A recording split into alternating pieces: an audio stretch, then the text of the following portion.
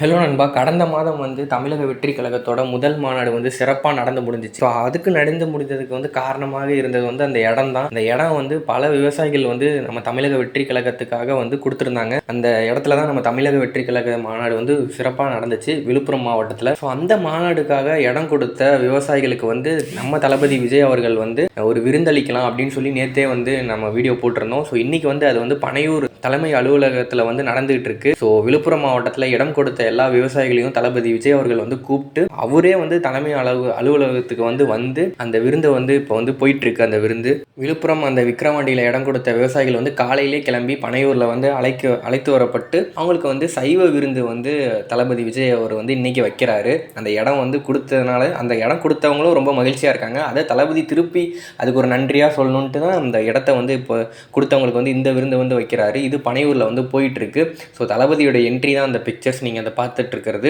Video தெரியாமல் இருந்தால் உங்களுக்கு தெரிஞ்சிருந்தால் லைக் பண்ணிக்கோங்க. ஸோ தேங்க்யூ நண்பா.